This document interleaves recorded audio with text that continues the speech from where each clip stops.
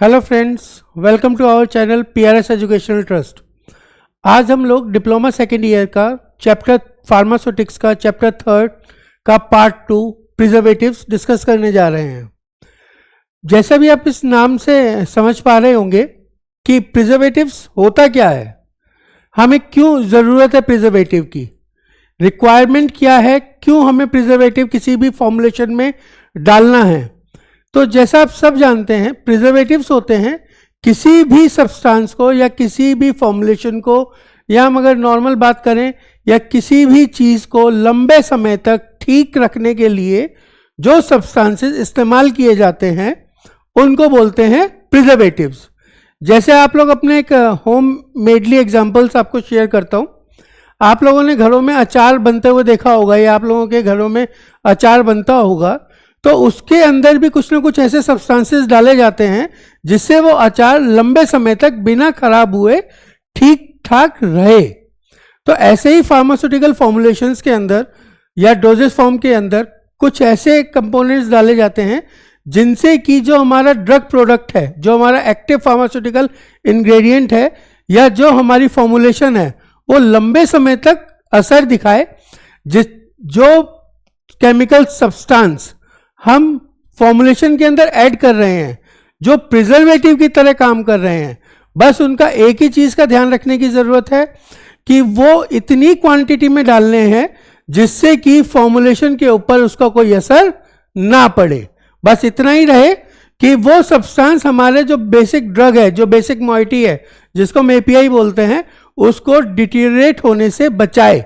जो फॉर्मुलेशन है वो उसमें डिटीरियरेट ना हो, इस चीज का ध्यान रखने के ऑप्शन पे हम लोगों को जो कंपोनेंट यूज करते हैं उसे बोलते हैं प्रिजर्वेटिव। अब प्रिजर्व किससे करना है, क्या चीज है जिससे हमें फॉर्मुलेशन को प्रिजर्व करना है। सबसे पहला पॉइंट आता है माइक्रोबियल कंटामिनेशन का। माइक्रोब्स का मतलब, जैसे आप लोगों ने देखा होगा, छोटे छोटे जो कीटाणु हैं जिनको माइक्रो ऑर्गेनिजम्स बोलते हैं, माइक्रो ऑर्गेनिजम्स सबसे बड़े रिस्पॉन्सिबल हैं किसी भी ड्रग को डिटेरियोरेट करने के लिए। आप लोगों ने देख माइक्रो ऑर्गेनिज्म से कौन कौन सी चीजें आती हैं। सबसे पहला microbes, bacteria, fungus, yeast, moulds, ये जितने भी कंपाउंड्स हैं ये आपकी फॉर्मुलेशन को डिटेरियोरेट करते हैं, खराब करते हैं, जिसके कारण आपकी जो फॉर्मुलेशन है ज्यादा लंबे समय तक स्टेबल नहीं रह पाती। तो किसी भी फॉर्मुलेशन को स्टेबल करने के लिए जो सब्सटेंस इस्तेमाल किया जाता है जिससे उसके अंदर कोई भी माइक्रोबियल कंटेमिनेशन ना हो, कोई भी फंगस ग्रोथ ना हो, कोई भी बैक्टीरिया उसको इफेक्ट ना करे, API डिटेरियोरेट ना हो, उसके लिए जो सब्सटेंस इस्तेमाल किया जाता है उसको बोलते हैं प्रिजर्वेटिव्स। यहां पे सबसे पहला पॉइंट मैंने आपको बताया था, प्रिजर्वेटिव क्या है।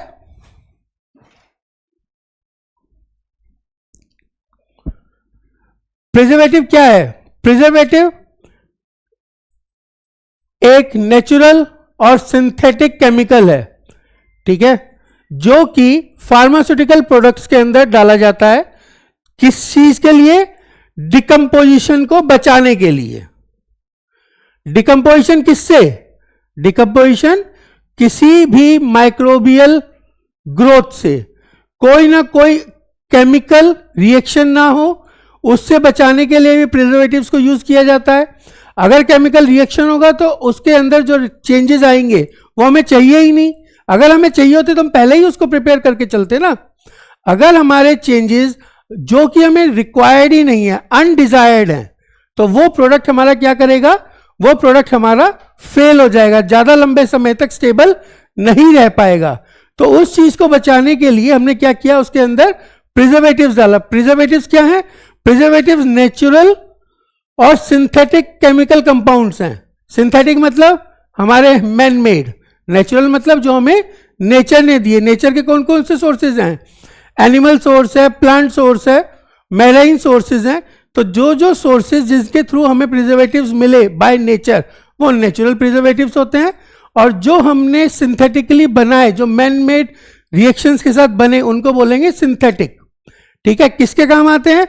डिकम्पोजिशन को प्रिवेंट करने के काम आते हैं। किससे डिकम्पोजिशन हो रहा है?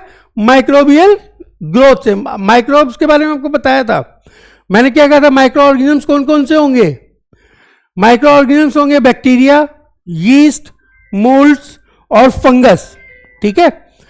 और इनको ऐड करने का एक ही पॉजिटिव पॉइंट है प्रिजर्वेटिव्स को, जिससे कि उसके अंदर आपका जो लाइफ है, जो शेल्फ लाइफ है आपके प्रोडक्ट की, वो एनहांस होगी, ठीक है, वो इंक्रीज होगी, ज्यादा लंबे समय तक प्रोडक्ट आपका स्टेबल रहेगा और आप आसानी से उसको आगे कैरी ऑन कर सकते हैं। एक पर्टिकुलर टाइम पीरियड हम एक्सपेक्ट करते हैं, हमने देखा होगा हर ड्रग के ऊपर या हर ड्रग सब्सटेंस के ऊपर एक एक्सपायरी डेट दी हुई होती है।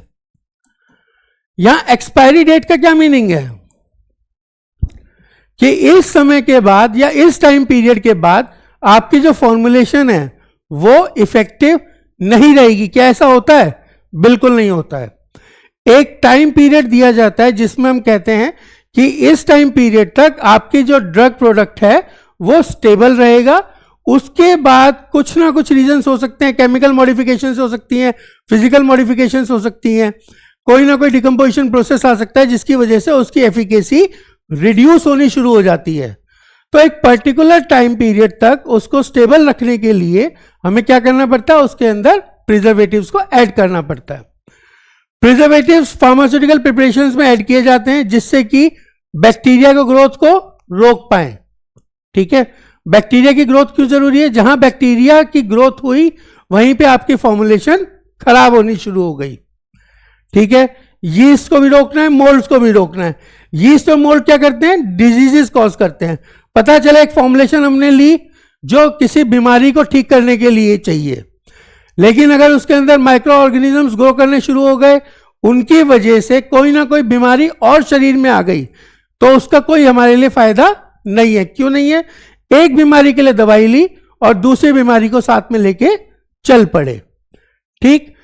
अब केमिकल प्रिजर्वेशन, जितनी भी केमिकल मॉडिफिकेशंस होती हैं, केमिकल रिएक्शंस होती हैं, केमिकल्स की वजह से डिग्रेडेशन होता है। किसका? फॉर्मुलेशंस का। अगर केमिकली डिग्रेड फॉर्मुलेशंस हैं,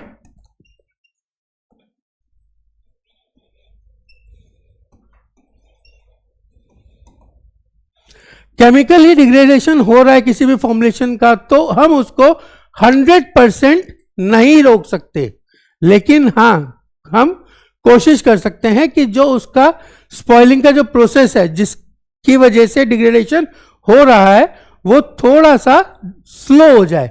उस प्रोसेस को हम थोड़ा सा स्लो डाउन कर सकते हैं। आप इसका स्क्रीनशॉट लेना चाहे तो ले सकते हैं,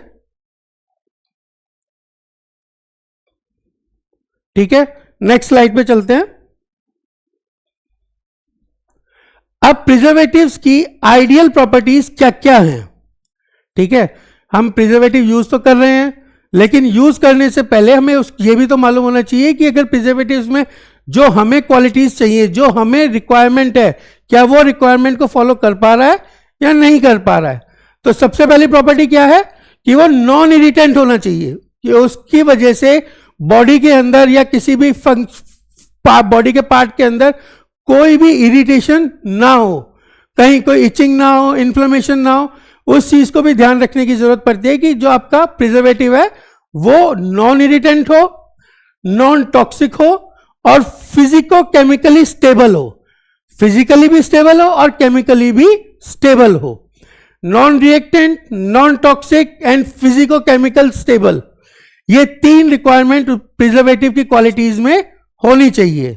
नेक्स्ट पॉइंट पे आता है, वो कंपैटिबल होना चाहिए अदर इंग्रेडिएंट्स के साथ जो कि फॉर्मुलेशन में यूज की हुई हैं।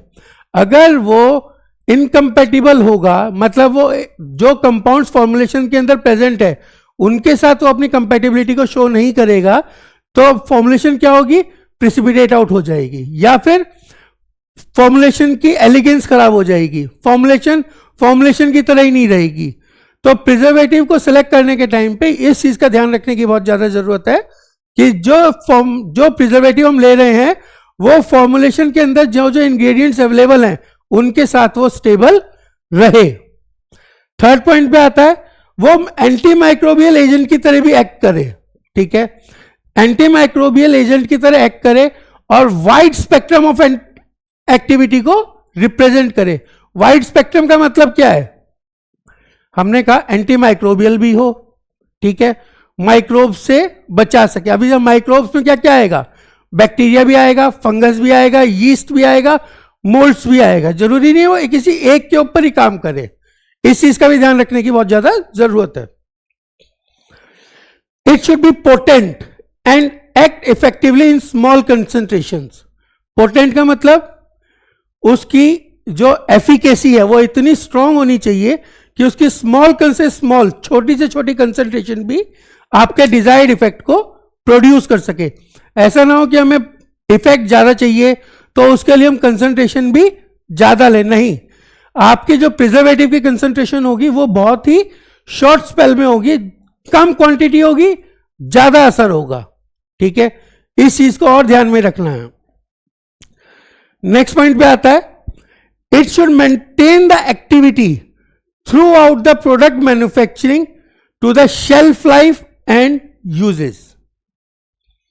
समझ के देखिए, दोबारा पढ़ता हूं। It should maintain activity throughout product manufacturing, shelf life and uses. ये कहना चाहता है जो प्रिजर्वेटिव है वो अपनी एक्टिविटी स्टार्टिंग कब?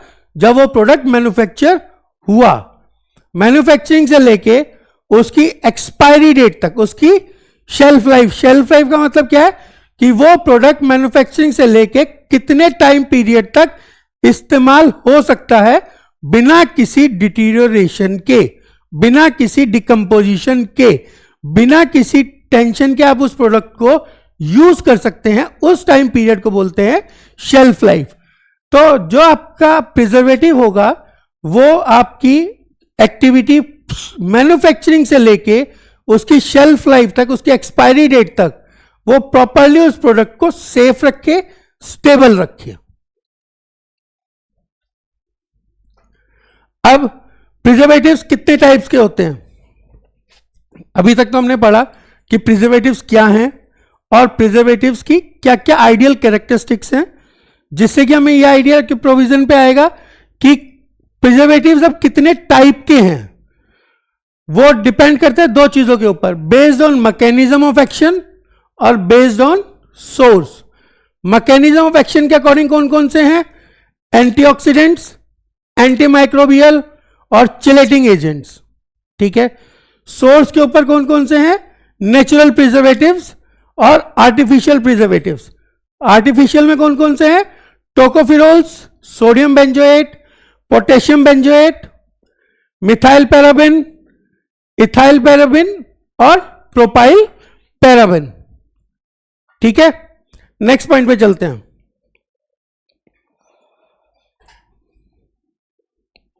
अब based on mechanism of action, हमने पहला ही based on mechanism of action में पहला ही पॉइंट था एंटीऑक्सीडेंट्स। एंटीऑक्सीडेंट्स क्या चीज है? एंटीऑक्सीडेंट्स वो एजेंट्स हैं जो कि प्रिवेंट करते हैं किसको? ऑक्सीडेशन को, ड्रग की, ठीक है। हमें जब भी कभी कोई ड्रग डिकम्पोज होगी या डिग्रेड होगी या डिटोरेट होगी, उसके पीछे कौन कौन से प्रोसेसेस होते हैं?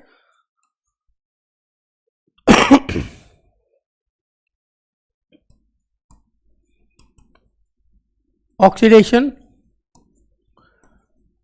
Reduction, hydrolysis,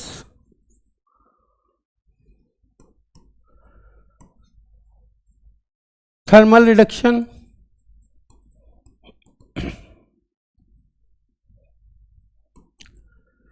chemical reactions. और भी होते हैं लेकिन जो बेसिकली कंपोनेंट में वो यही है, oxidation, reduction, hydrolysis, thermal reduction और केमिकल रिएक्शन। ये बेसिक फैक्टर्स हैं जिनकी वजह से आपके जो ड्रग प्रोडक्ट हैं वो डिकम्पोज होते हैं, डिटेरियोरेट होते हैं और अपना इफेक्ट लंबे समय तक नहीं दिखा पाते। ये वो प्रोडक्ट्स होते हैं जो कि आपके ड्रग को डिटेरिएट करना शुरू करते हैं, आपके ड्रग को डिकम्पोज कर देते हैं, जिसके कारण ड्रग का जो एफिकेसी लेवल है, जो थेरापेटिक एफिशिएंसी ड्रग की होनी चाहिए, वो आ ही नहीं पाती। तो एंटीऑक्सीडेंट्स क्या करने वाले हैं, ये ऑक्सीडेशन को प्रिवेंट करते हैं। ऑक्सीडेशन होने से क्या होगा, जो ड्रग सब्सटेंस है वो आपका डिटेरिएट होने चला जाएगा, ठीक है, वो डिग्रेडेशन की तरफ जाएगा। किसकी वजह से, ऑक्सीडेशन की वजह से। ऑक्सीडेशन में क्या है, आपको मालूम है एटमॉस्फेरिक एयर में ऑक्सीजन तो अवेलेबल है ही है, तो वो सब्सटेंस जैसे ही एनवायरमेंट में आएगा, वो ऑक्सीजन उसके अंदर मिलेगी, ऑक्सीजन के लिए वो सेंसिटिव होगा और ऑक्सीडेशन प्रोसेस होगा, जिसकी वजह से उसका डिग्रेडेशन काउंट होगा।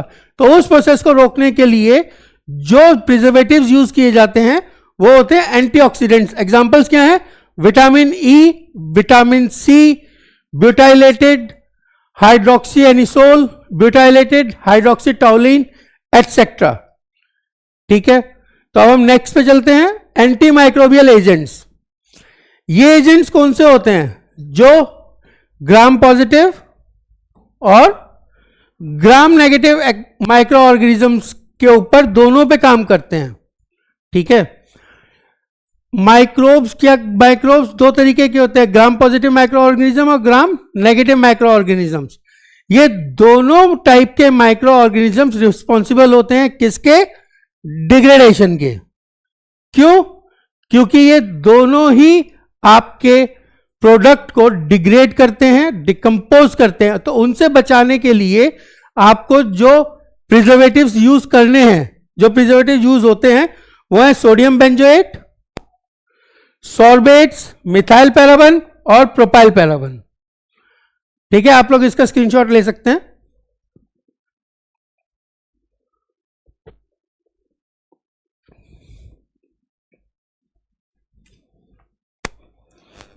नेक्स्ट पे आते हैं चिलेटिंग एजेंट्स।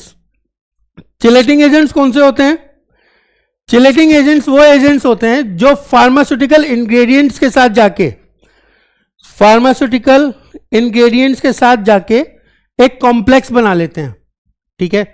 जब वो कॉम्प्लेक्स बना लेंगे तो आपका जो डिग्रेडेशन प्रोसेस है किसी भी इंग्रेडिएंट का, किसी भी एपीआई का, वो प्रोसेस आपका अपने आप डिटेरिएट होने से उसको रोकेगा। क्यों, अगर ड्रग पार्टिकल फ्री है तो वो किसी के साथ भी इंटरेक्ट करेगा, चाहे माइक्रो ऑर्गेनिज्म हो, चाहे वो ऑक्सीडेशन हो, चाहे रिडक्शन हो, चाहे हाइड्रोलिसिस हो, किसी ना किसी के साथ मिलके वो डिग्रेड होना शुरू होगा। जब आपका कंपाउंड फ्री ही नहीं है, ठीक है, रिएक्शन के लिए फ्री नहीं है, तो वहां डिग्रेड कहां से होगा। तो जो कंपाउंड इनर्ट होते हैं, जिनकी कोई अपनी वैल्यू नहीं है, कोई अपनी प्रॉपर्टी नहीं है, बॉडी के अंदर उसका रिएक्शन नहीं है, तो वो कंपाउंड आपके मेन कंपाउंड के साथ जाके, जो कि ड्रग प्रोडक्ट है, जो कि ड्रग है, उसके साथ मिलके वो एक कॉम्प्लेक्स बना लेते हैं। कॉम्प्लेक्स बनाने के बाद जब ड्रग पार्टिकल फ्री नहीं है तो डिग्रेडेशन प्रोसेस उसका अपने आप स्लो डाउन हो जाता है। तो कौन कौन से एग्जांपल्स हैं उस कंपाउंड्स के जो कि कॉम्प्लेक्स बनाते हैं, सबसे पहला है disodium ethylene diamine tetra acetic acid, जिसको हम बोलते हैं EDTA, जो चिलेशन के काम आता है। चिलेशन क्या है, एक कॉम्प्लेक्सेशन प्रोसेस है, ठीक है। दूसरा है पॉलीफॉस्फेट्स, उसके बाद है सिट्रिक एसिड, ठीक है। ये चिलेटिंग एजेंट के एग्जांपल्स हैं। अब हम बात करते हैं सोर्स की। जब हमने पहले आपका जो बताया था, पहला था mechanism of action. Mechanism of action के अकॉर्डिंग क्या था, एंटीऑक्सीडेंट्स, एंटी माइक्रोबियल एजेंट्स और चिलेटिंग एजेंट्स। अब हम किस पे जा रहे हैं, सोर्सेज के ऊपर। सोर्सेज में दो थे, नेचुरल प्रिजर्वेटिव्स और आर्टिफिशियल प्रिजर्वेटिव्स। नेचुरल प्रिजर्वेटिव्स क्या हैं, जो कि हमें नेचुरल सोर्सेज से मिलते हैं, नेचुरल सोर्सेज से मिलते हैं। नेचुरल सोर्सेज कौन से हैं, plant, mineral and animals, which act as anti microbial agents. इसमें एग्जांपल्स क्या क्या हैं, neem oil, sodium chloride, lemon, honey etcetera, ये आपके नेचुरल प्रिजर्वेटिव्स के एग्जांपल्स हैं। अब आते हैं नेक्स्ट, आर्टिफिशियल प्रिजर्वेटिव्स। मैंने आपको बताया था आर्टिफिशियल प्रिजर्वेटिव्स वो प्रिजर्वेटिव्स होते हैं जो कि केमिकल सिंथेसिस से बनते हैं या मैन मेड हैं, ठीक है। वो प्रिजर्वेटिव्स आपके कई तरीके के माइक्रो ऑर्गेनिजम्स में इफेक्टिव होते हैं, कई तरीके के माइक्रो ऑर्गेनिज्म से प्रोडक्ट को बचाने में हेल्पफुल होते हैं और एक्सेसिवली पोटेंट होते हैं। उनकी स्मॉल से स्मॉल कंसंट्रेशन भी आपके प्रोडक्ट को प्रिजर्व करके रखती है, ठीक है। उसके एग्जांपल्स हैं बेंजोएट्स, सोडियम बेंजोएट, सॉर्बेट्स, प्रोपायोनेट्स, नाइट्राइट्स एटसेट्रा, ठीक है। नेक्स्ट पे चलते हैं। सबसे पहला केमिकल और सिंथेटिक प्रिजर्वेटिव है अल्फा टोकोफिरोल, ठीक है। अल्फा टोकोफिरोल के साथ कई पॉजिटिविटीज भी हैं। अल्फा टोकोफिरोल एक विटामिन ई का सोर्स है, ठीक है। Alpha tocopherol is a vitamin E source and commercially available as preservative. Vitamin E का सोर्स है और कॉमर्शियली अवेलेबल एज प्रिजर्वेटिव्स, ठीक है। अमंग्स द टोकोफिरोल्स, टोकोफिरोल्स में भी कैटेगरीज हैं, बीटा है, डेल्टा है, गामा है, ठीक है। यही तीन हैं जो कि मोर इफेक्टिव एंटीऑक्सीडेंट की तरह इस्तेमाल किए जाते हैं, ठीक। अल्फा टोकोफिरोल जो है वो हाईली लिपोफिलिक कंपाउंड है। लिपोफिलिक को बोलते हैं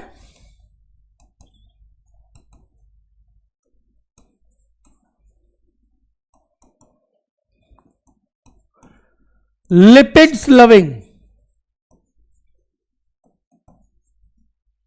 लिपिड्स का मतलब ऑयल। अगर कोई भी सब्सटेंस जिसके अंदर ऑयल की प्रेजेंस है वहां पे आपके अल्फा टोकोफिरोल्स ज्यादा बेटर ढंग से एक्टिवली पार्टिसिपेट करते हैं, ठीक है। जो कि ये हाईली लिपोफिलिक है नेचर में, जिसके कारण ये एक्सीलेंट सॉल्वेंट होता है पुअरली सॉल्युबल ड्रग्स के, ठीक है। देखिए ड्रग्स दो ही चीजों में सॉल्युबल हो सकती हैं, या तो लिपिड्स में या वाटर में। अगर ड्रग्स आपकी वाटर सॉल्युबल हैं तो वो होंगे हाइड्रोफिलिक। अगर आपकी ड्रग्स लिपिड सॉल्युबल हैं तो वो ड्रग्स होंगी लाइपोफिलिक। अगर ड्रग आप जो एपीआई है वो वाटर सॉल्युबल है तो वो लाइपोफोबिक होगा, और अगर वो लिपिड सॉल्युबल है तो वो हाइड्रोफोबिक होगा। फिलिक का मतलब लविंग और फोबिक का मतलब हेट्रेड,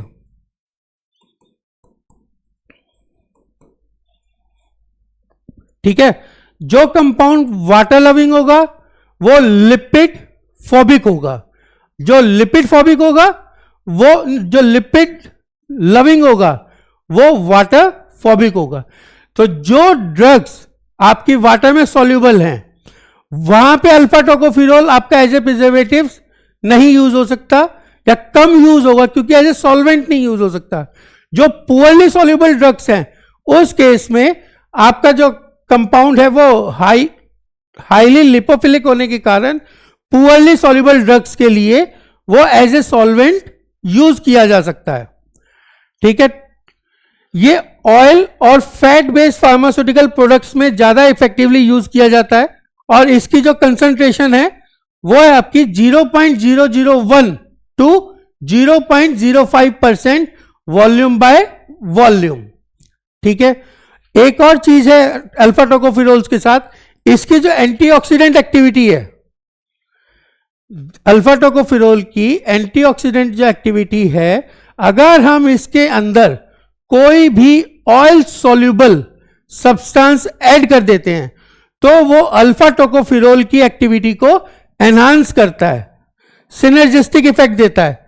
मैंने आप लोगों को बताया था सिनर्जिस्टिक इफेक्ट क्या होता है, जब दो कंपाउंड्स हम यूज कर रहे हैं और एक कंपाउंड दूसरे कंपाउंड की एफिकेसी को इंक्रीज कर देता है, उसकी आउटपुट को इंक्रीज कर देता है, उस इफेक्ट को बोलते हैं हम सिनर्जिस्टिक इफेक्ट, ठीक है। एग्जांपल में आप देख सकते हैं लेसिथिन एंड एस्कॉर्बिल पाल्मिटेट, ठीक है।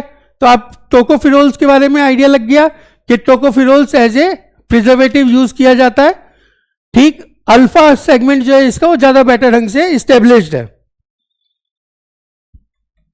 नेक्स्ट पे चलते हैं, सोडियम बेंजोएट।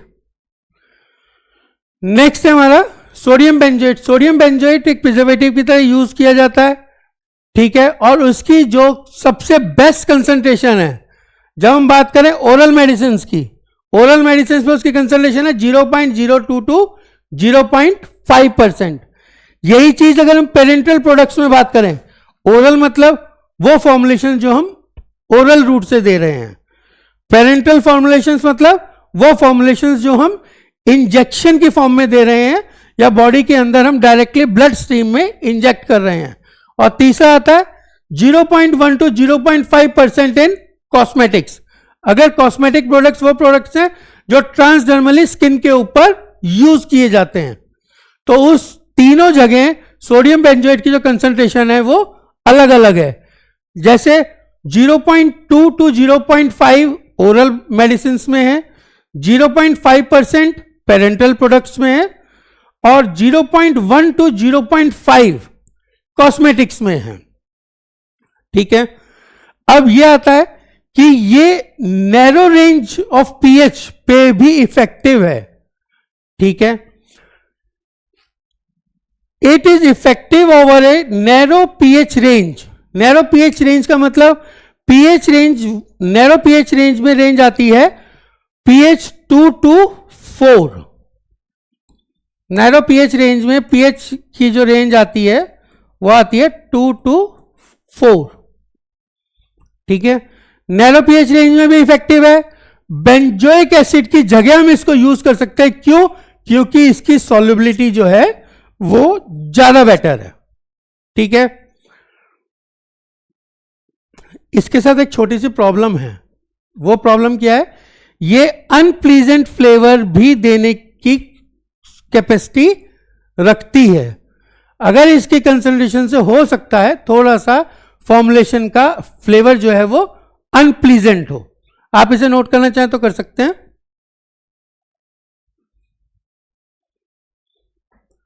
नेक्स्ट है पोटेशियम बेंजोएट।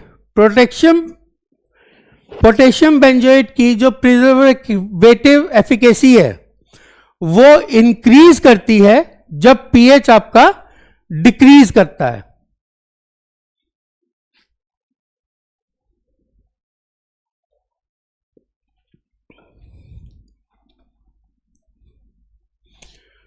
पोटेशियम बेंजोएट की प्रिजर्वेटिव एफिकेसी इंक्रीज करती है जब पीएच आपका डिक्रीज करता है, ठीक है। अगर आपका बॉडी का pH up and down form में है तो जब पीएच डिक्रीज होगा, ठीक है, वहां पे आपकी पोटेशियम बेंजोएट की जो एफिशिएंसी है वो एनहांस होगी, ठीक है। ये सबसे ज्यादा इफेक्टिव कब है? जब पीएच आपका 4.5 से कम है, ठीक है। जब ये लो पीएच होता है, ठीक है, जब बहुत ही ज्यादा पीएच आपका कम है तो ये बेंजोइक एसिड के प्रेसिटेबल टेस्ट उसके अंदर प्रोड्यूस करता है, ठीक है। और ये आपका सोडियम बेंजोएट का अल्टरनेटिव है जहां पे हम सोडियम की कंसंट्रेशन को लो रखना चाहते हैं। सोडियम की कंसंट्रेशन लो होने से क्या फायदा है? आपको पता है सोडियम जो है वो हाइपरटेंशन के लिए या हाई ब्लड प्रेशर के लिए भी रिस्पॉन्सिबल है। अगर हम सोडियम का इंटेक बॉडी के अंदर किसी भी फॉर्म में कुछ कम करते हैं तो जो हमारी एक्स्ट्रा इंटेक हो रहा है जिसकी वजह से बीपी आपका हाई राइज हो रहा है या हाई ब्लड प्रेशर की प्रॉब्लम फंस रही है, तो उस केस में अगर एडिशन ऑफ सोडियम होगा तो वो और आपके बीपी को एलिवेट करेगा, ठीक है। तो सोडियम लेवल हमें कम चाहिए, जिसके लिए हम इसको पोटेशियम बेंजोएट को सोडियम बेंजोएट का भी रिप्लेसमेंट समझ सकते हैं, ठीक है। नेक्स्ट आते हैं मिथाइल पैराबन पे। आज की डेट में मैक्सिमम से मैक्सिमम जितनी भी फार्मास्यूटिकल फॉर्मुलेशंस हैं उसमें methyl paraben as a preservative use किया हुआ है। क्यों? क्योंकि मिथाइल पैराबन जो है वो मोस्ट इफेक्टिव है किस किस के अगेंस्ट? यीस्ट और मोल्ड्स, ठीक है, और वाइड रेंज ऑफ पीएच के ऊपर काम करता है and broad spectrum anti microbial activity को रिप्रेजेंट करता है। क्या क्या बेनिफिट हैं? सबसे पहला, यीस्ट और मोल्ड्स के अगेंस्ट काम करता है, broad spectrum anti microbial activity represent करता है, वाइड रेंज ऑफ पीएच पे काम करता है। पीछे हमने बताया था नैरो पीएच रेंज 2 से 4 के बीच में, लेकिन इसकी जो एक्टिविटी है वो वाइड रेंज ऑफ पीएच के ऊपर वर्क करती है, ठीक है। इट में भी यूज, या तो अकेला भी यूज किया जा सकता है या अदर पैराबेन्स के साथ भी एक कॉम्बिनेशन में यूज कर सकते हैं, क्योंकि पैराबेन की प्रॉपर्टी है एंटी माइक्रोबियल एक्टिविटी। जब 2 तरीके के पैराबेन्स यूज होंगे तब वो अपनी एफिशिएंसी लेवल को एनहांस करने वाले हैं, ठीक है। जो प्रिजर्वेटिव एफिकेसी है, ठीक है, वो हम प्रोपाइलिन ग्लाइकोल को ऐड करके भी इसकी इंक्रीज कर सकते हैं। प्रोपाइलिन ग्लाइकोल की परसेंटेज क्या होगी? 2 to 5%, ठीक है।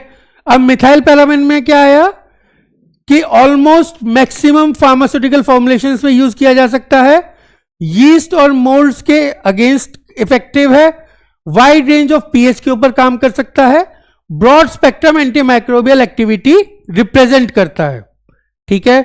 या तो अकेला भी सफिशिएंट है या इसके साथ कोई ना कोई और पैराबेन्स भी ऐड किए जा सकते हैं जिससे कि उसकी एंटी माइक्रोबियल एफिकेसी ज्यादा बेटर ढंग से रिप्रेजेंट हो।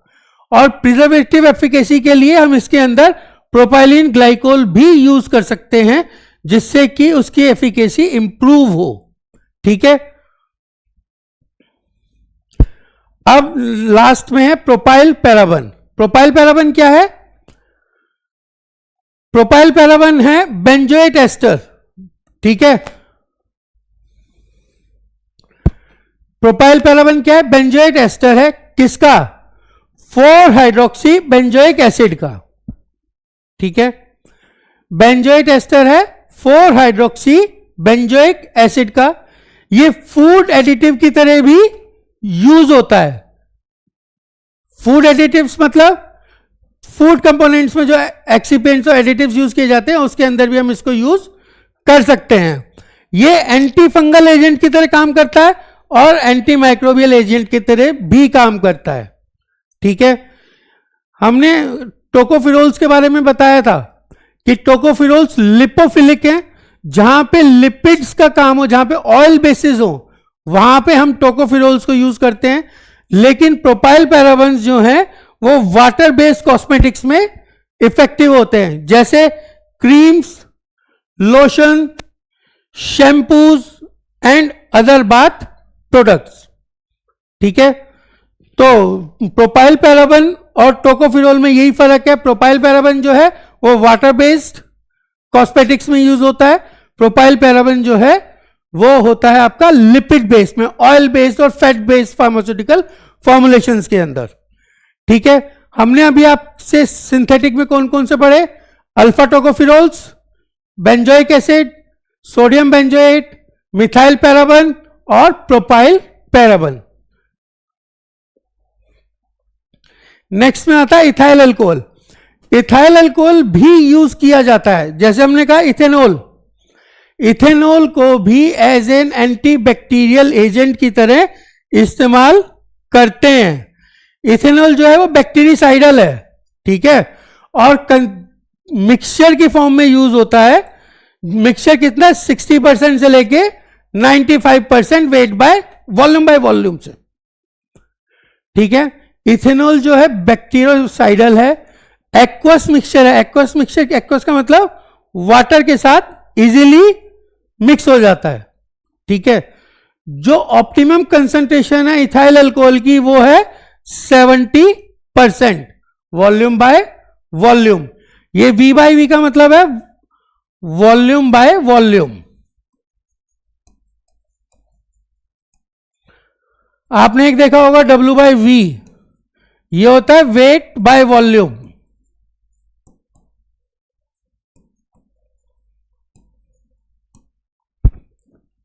ठीक है। अब इथाइल अल्कोहल की एंटी माइक्रोबियल एक्टिविटी जो है वो एडिटिक एसिड और एडेंटेट सॉल्ट के साथ मिलके उसकी एफिकेसी जो है वो एनहांस हो जाती है। किसकी? इथाइल अल्कोहल की। किस किस के साथ? एडिटिक एसिड और एडेंटेट सॉल्ट्स के साथ।